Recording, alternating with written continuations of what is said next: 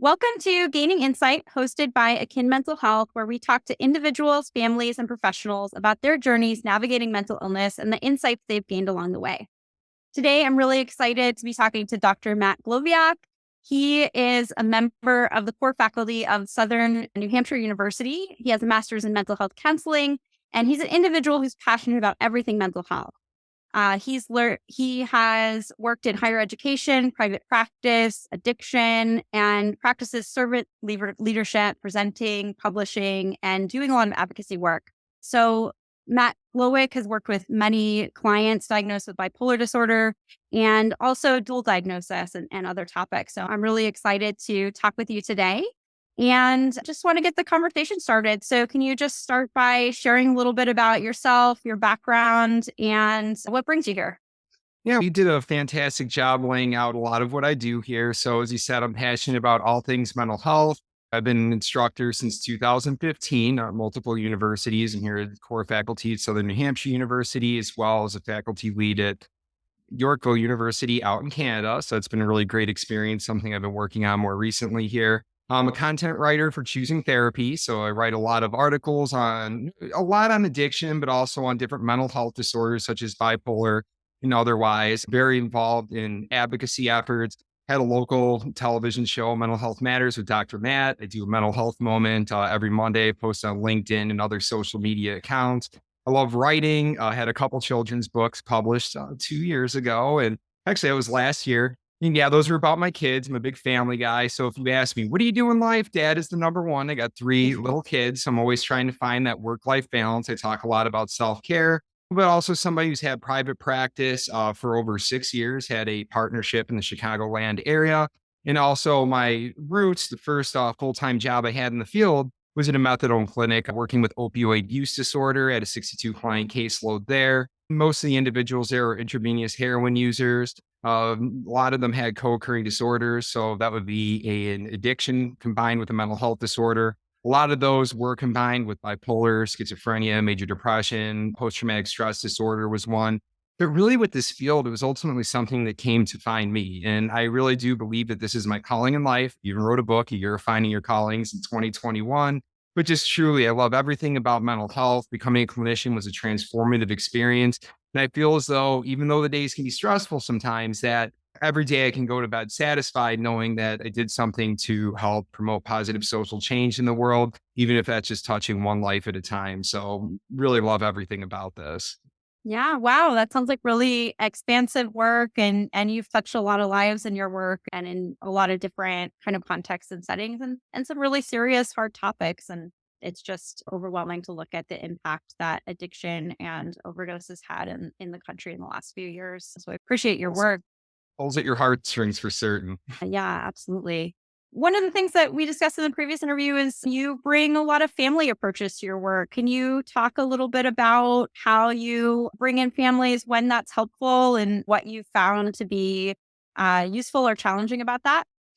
No, absolutely. I remember some of my earlier words when I started treating individuals struggling with addiction. I always said addiction is a family disease. And what that means is that if one individual is struggling with an addiction, the rest of the family members are going to be impacted by it. And the same thing is true for any other mental health disorder, especially some of the more invasive psychiatric disorders or chronic pervasive type of conditions. And when this happens, it does create a rift within the family system. And really a great way to put this, and especially when we're talking about something like bipolar, I remember being at a keynote and they were talking about the nature versus nurture type of debate and which one weighs more in an individual in terms of the impact throughout their lifespan.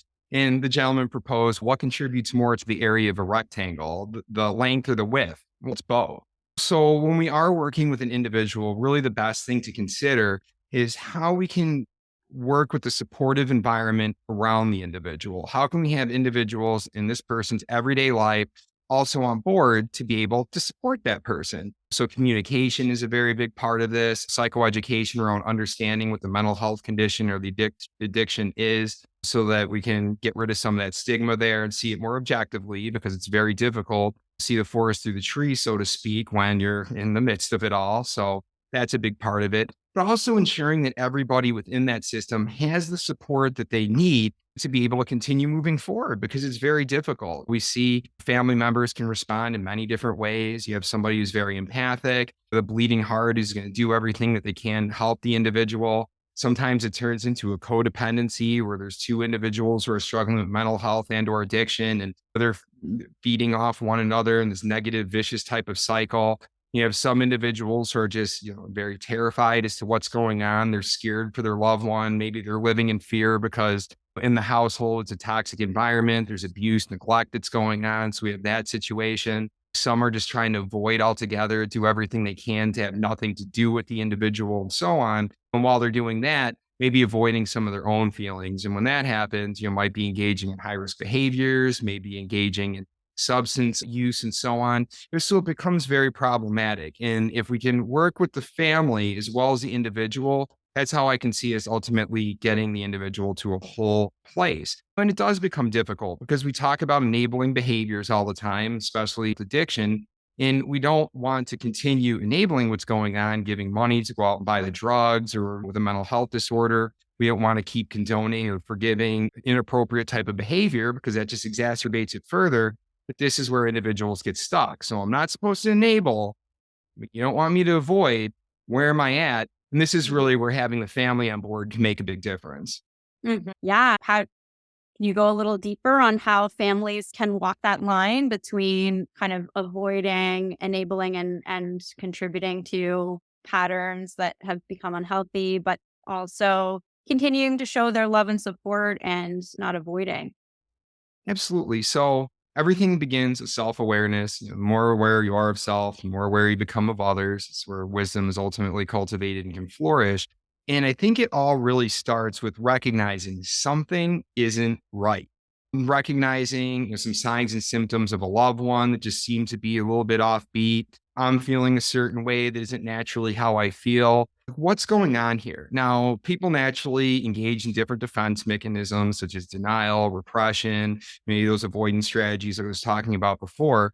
So when people are faced with something like this, immediately we try to hit a roadblock, pretend it's not there, hide our head in the sand, and so on. But that's the absolute opposite thing of what we need to do. Really, what needs to happen is that we need to bring forth what it is that's going on, speak to it openly and honestly, and begin to have those conversations from there. Even when you're working with couples, 9 times out of 10, the issue that's going on is faulty communication. We're not communicating the right way. We're drawing assumptions about one another. We're imagining things that aren't necessarily there. When we are having a difficult time, we're uncomfortable talking about it because we don't want to have the argument. And that's an interesting thing, too, about working with families, couples, and so on.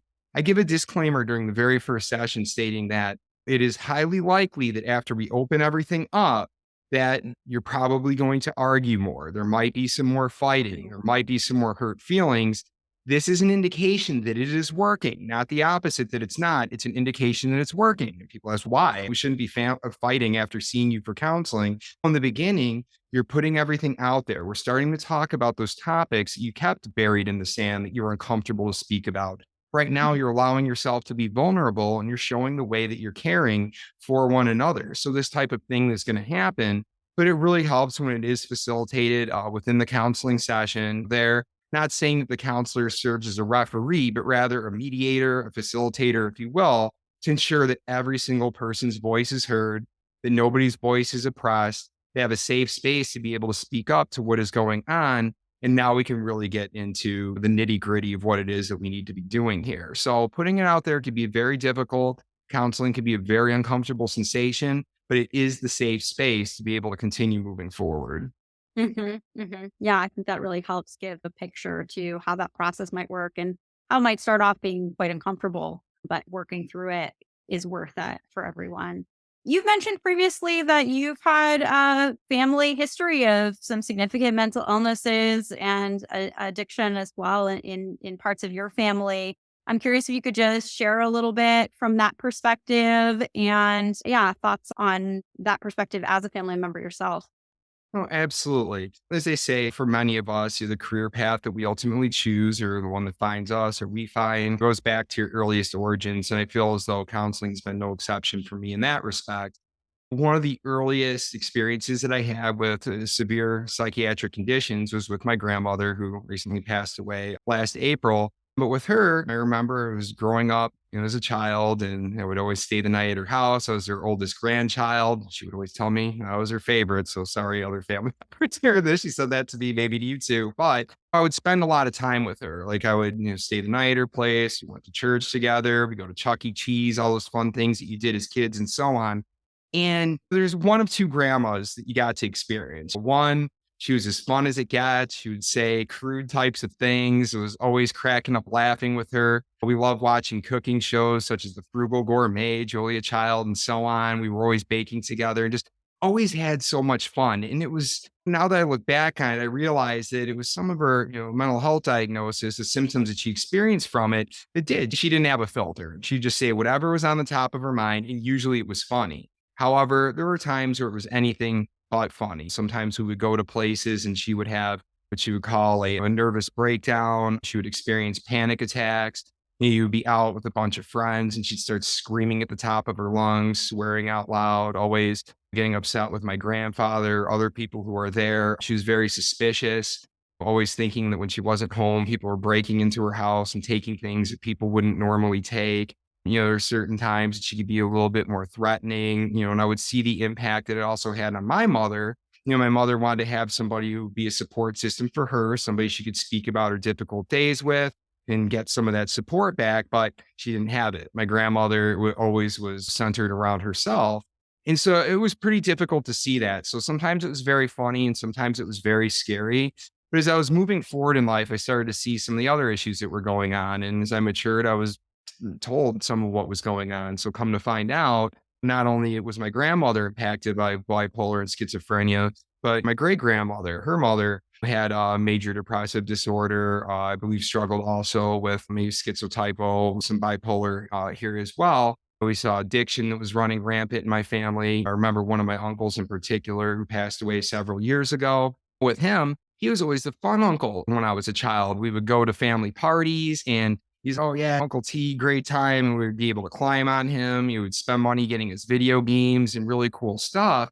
He was always the good time party Charlie, but there were some of the things that I wasn't necessarily picking up on as a kid. Like every family party, 10 minutes in, he would fall asleep on the ground, passed out, blacked out for an hour and a half while my uncles are throwing stuff at him and playing around. And then I recognized too, as I was getting older, that he was drinking to excess and then going and driving and starting to get into legal troubles and so on. And that was something where I personally tried to help. But in doing that and trying to support my uncles, support my grandparents, particularly my grandfather who was calling me about it, it was something that took a major toll on me. And what was very problematic as well is any suggestions I would give, like fell on deaf ears, following through, things would get turned back around on me. And it was just something that was very stressful. And that's where I learned I really had to separate what I do as a clinician versus the support that I'm trying to provide my family. So with my family now, it's more so I'll connect them to resources, so on and so forth. But even to this day, I have other family members who are struggling and in and out of prison due to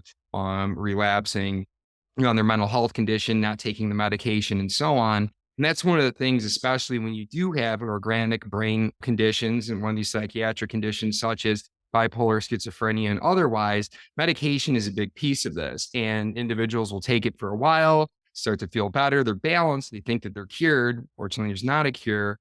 They just stop taking the medications and then the cycle starts over again. And here we are back to where that's at. It was very difficult growing up with, but it was also something that was humbling, brought me down to earth. It helps me be very cautious of where I'm at, my awareness in terms of some of the things. Sometimes I feel anxious. Sometimes I feel depressed. I realize the addiction gene runs through the family, so I always have to watch that type of stuff. And I also try to ensure that I'm watching that for others around me, especially now being a father of three, wanting to raise them. Wow, there's a lot there.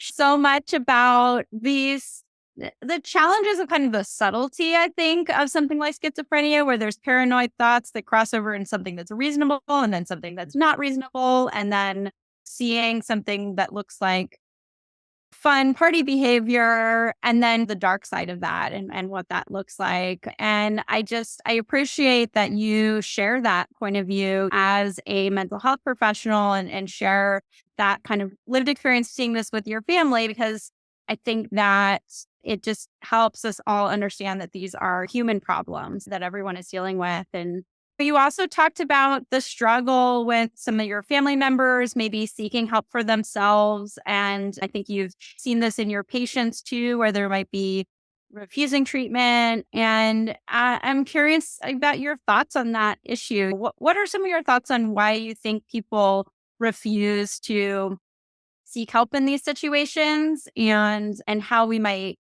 help as family or as a society to remedy that? Absolutely. And there are a lot of reasons for this. One of the knee jerk responses that came to mind as you were asking the question here is that, when it comes to mental health, it's more personal. This is what you see right now in my presentation. What I see of you is the tip of the iceberg. I see this, but there's so much more that goes on internally. And a lot of people are fighting private battles. A lot of people don't want their inner truths exposed to other people. People internalize mental health disorders as though this is their personality. It's just the way I am. I'm a bad person. I'm a loser. I'm somebody people don't want to be around. And it's a very sad space to be in. It really is. And it's a very lonely type of battle. And the truth is that, yes, and especially take a look at existential theory, essentially, we're born, live, and die like alone in that own personal type of space, even though we have people around us. But we're constantly fighting that battle. And to put it out there, not only are you acknowledging to other people, I have an issue, which is difficult, but you're acknowledging that to yourself. Now you have to do the work. And about 5 minutes ago, I just spoke to how difficult it is. When you bring families in, they're probably going to start arguing more and so on because it's all out there now. The same thing happens for people internally. So that could be a big problem. Another one to think about too is having that lack of self-awareness, maybe just feeling this is the way I am. I love who I am. People are responding to me. Got lots of friends, family who loves me. I'm productive at work and so on. So I don't have any type of problem. And so that type of thing might go on. And all the while, it's starting to escalate as time is going on. We're not really recognizing it for what it is. In some cases, individuals might actually feel comfortable with what's going on. Let's take a look at bipolar disorder 1. When you have an individual who's experiencing mania, guess what? That creep up feeling as the mania is starting to onset, it feels good. I feel alive. I'm no longer depressed. I'm the life of the party. I'm having fun. I'm doing enjoyable types of things.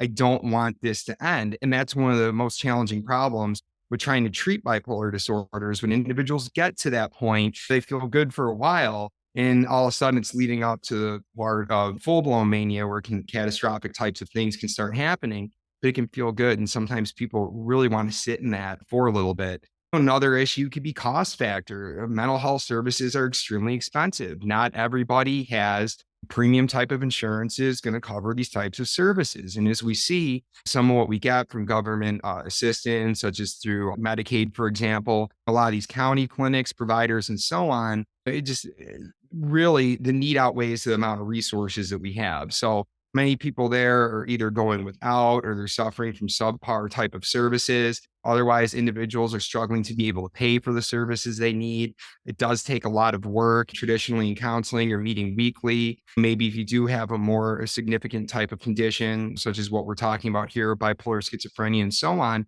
that might require residential stay inpatient for a while. That costs a lot of money. Culturally, there are many cultures that believe that counseling is taboo. Talking about your problems, especially if they have to do with the family outside of the family, that's being disloyal. That is a major problem. So people internalize that type of thing.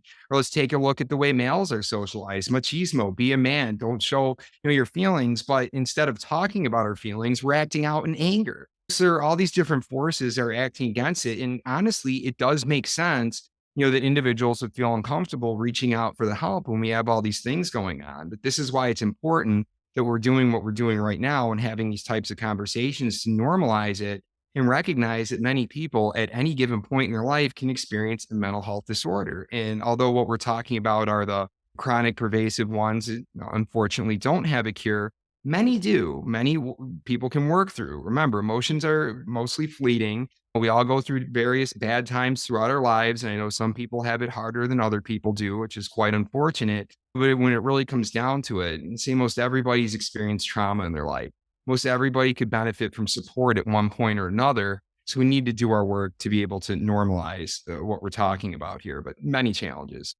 Yeah, yeah. Thank you for exploring kind of each of those, like our perceptions of ourselves, our cultural influences, and then just the reality of the financial strain that this kind of care can bring on, and the lack of kind of society support and in some of these. And I'm hopeful that's changing some, and there's been some shift to recognize mental health services. But yeah, appreciate that full discussion.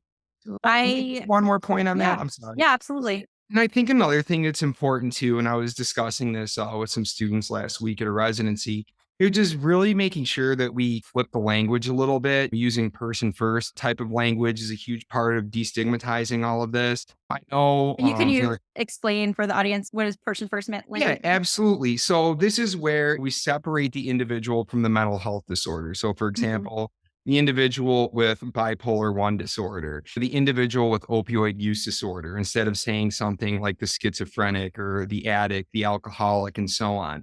And while I do realize that some people do find peace in that, especially we talk about the 12-step groups. Hi, my name is Matt and I'm an alcoholic, and owning up to what is going on, that works for some people. But when we think globally about it, again, having that type of label and putting yourself into therapy, it's like now doing that, I am whatever this condition is. And we really need to separate that because people are not their mental health or addiction condition. Yeah, and I think one of the ways I think about that is anybody can call themselves whatever they want. If they want to call themselves schizophrenic, or we talked with Michelle Hammer, who has a brand that she calls Schizophrenic NYC, and embraces that term for herself as part of the advocacy.